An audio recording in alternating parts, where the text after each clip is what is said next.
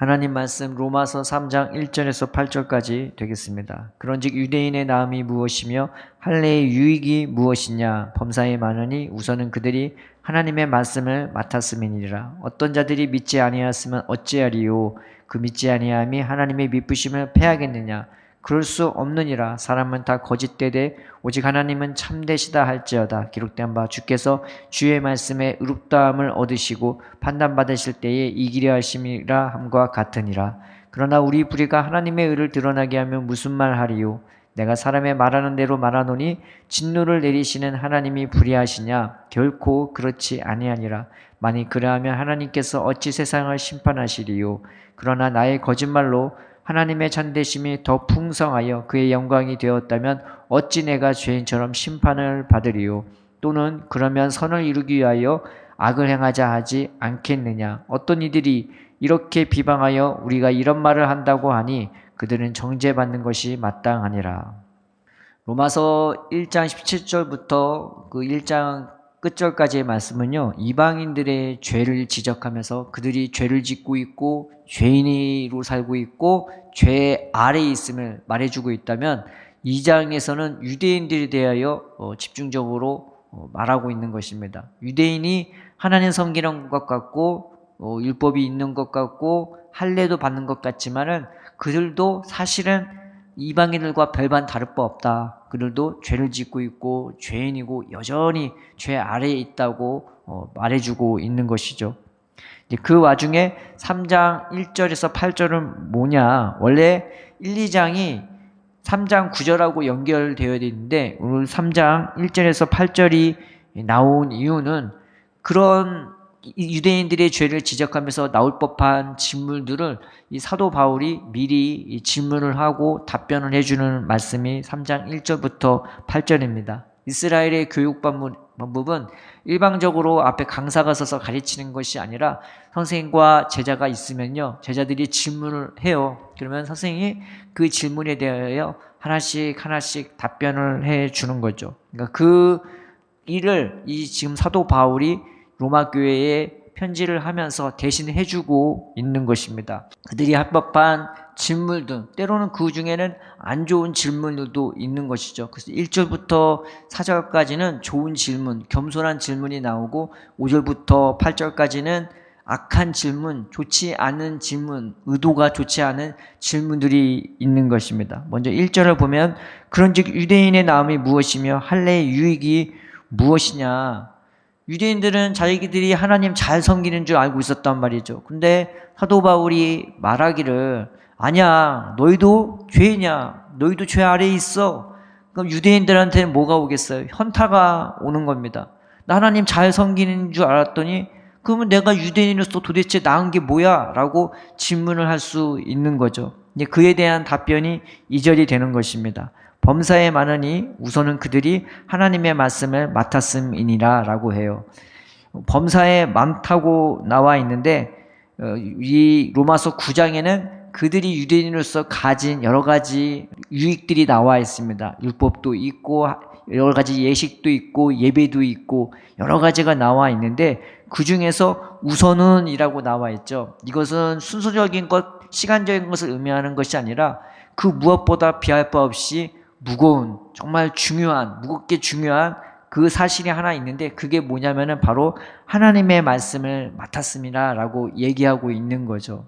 생명의 말씀, 은혜의 말씀을 이 이스라엘 백성에게 하나님이 주셨던 거예요. 하나님이 그들과 함께 해주시면서 하나님이 그들의 보호자가 되고 인도자가 되어주면서 세상 사람들이 누리지 못할, 듣지도 못할 것들을 보게 하고 듣게 하고 누리게 했단 말이에요. 그 하나님의 말씀을 그들이 맡게 되었던 거예요. 이 맡았다는 말이 수동태예요.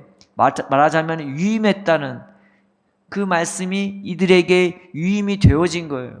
하나님이 그렇게 만들어준 거예요. 유대인들이 똑똑해서가 아니라, 유대인들이 의로워서가 아니라, 유대인들이 하나님 앞에서 신실해서가 아니라 연약하고 때로는 하나님 앞에 악하기까지 했지만 그럼에도 불구하고 그들을 참으시고 그럼에도 불구하고 그들을 아끼시고 사랑해 주셔서 결국 하나님의 말씀을 맡게 된 사람들로 맡게 된 거죠. 그런데 그들에게 말씀을 줬더니 유대인들이 그것 갖고 뭐 했냐?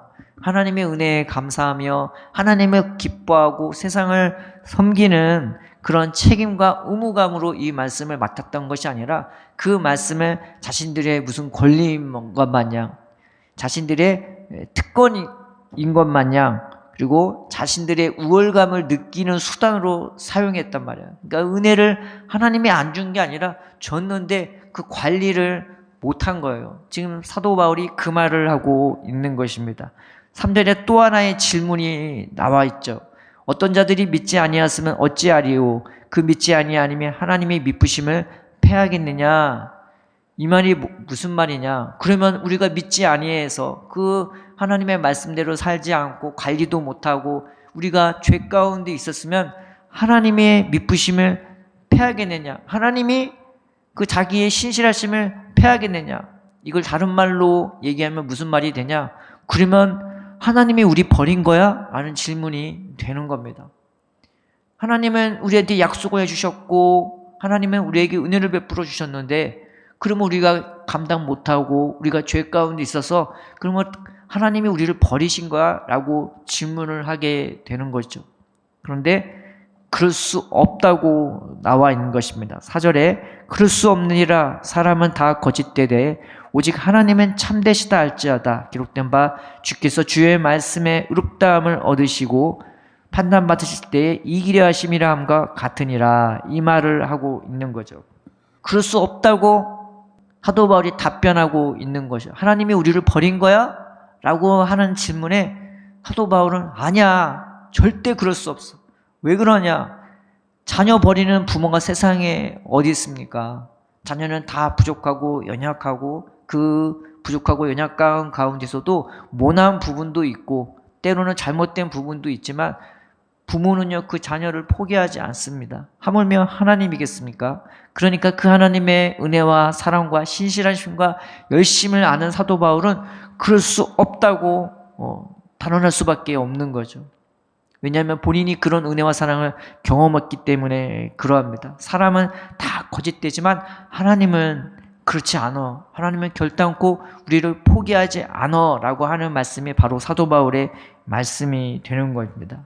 이제 그걸 통해서 사도 바울은 하나님이 또 다른 것들을 준비하시고 계획하시고 그대로 우리로 인도할 것임을 암시하고 있는 것입니다. 3장 9절의 말씀에 이제 그것대로 우리를 한 걸음씩 인도해 주려고 지금 이 말씀을 하고 있는 거죠. 그런데 5절부터 8절까지는 좀 안 좋은 질문들이 나오는 거예요. 5절에 무슨 말씀이 있냐? 그러나 우리 불의가 하나님의 의를 드러나게 하면 무슨 말 하리요?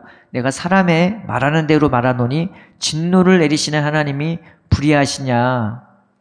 어떤 사람이 이 질문을 하는 거죠. 내가 잘못했어, 죄를 졌어. 그런데 그렇게 해서 하나님의 의로움이 드러난다면은 그러면 하나님 우리한테 화내면 안 되지, 벌 주면 안 되지 라고 하나님에 대하여 대항하듯이 질문하는 사람이 있는 거예요. 질문 자체가 굉장히 불순하고 강팍한 질문이 되어지는 것입니다.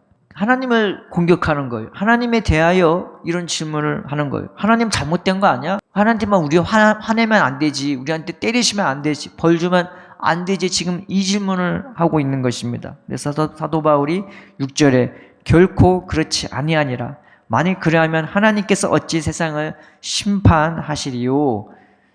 또 7절에 이런 질문을 더해서 하는 겁니다.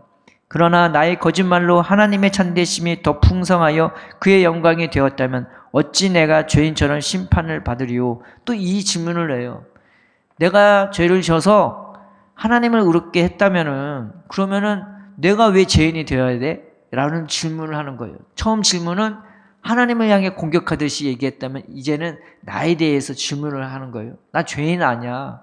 나는 잘못을 했지만은 그렇게 해서 하나님을 의롭게 했다면은 나는 죄인이 아니야 라고 그렇게 질문을 하는 것입니다. 8절에 또는 그러면 선을 이루기 위하여 악을 행하자. 그런 질문들에서 시작해서 이제는 뭐라고 선포하냐면은 선을 이루기 위하여 악을 행하자. 아주 하나님의 말씀을 곡해하고 혐오하는 것입니다. 그래서 극단적으로 선언하고 선포하고 또 판결해 버리는 거죠. 하나님에 대하여, 사람에 대하여, 나 자신에 대하여 스스로가 이렇게 판결해 버리고 악을 행하며 사는 사람이 있다는 것을 이 말씀이 보여주고 있는 것이죠. 그래서 그런 행위들은 정죄받아 마땅하다고. 왜요? 정죄하니까요. 하나님을 정죄하고 자기를 정죄하고 타인을 정죄하자. 그럼 다 필요 없네. 그냥 악을 행하자고 듣지도 않고 묻지도 않고 하나님 앞에 두렵고 떨린 마음으로 나가지도 않으면서 인생과 그 하나님을 자기가 극단적으로 곡해하고 혐오하면서 선포하고 정의 내려버리고 그렇게 판결 내버리고 그냥 그렇게 살아가는 사람을 이 마지막 말씀이 보여주고 있는 것입니다.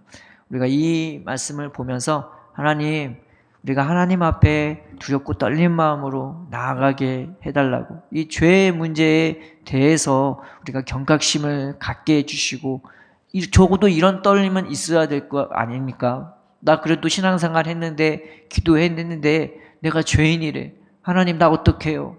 하나님 나 버리셨나요? 이런 질문과 이런 두려움으로 주님 앞에 나가야 되는 거 아닙니까? 5절부터 8절까지 강팍한 마음으로. 그러면 하나님의 잘못된 거 아니야? 그럼 내가 뭘 잘못했어?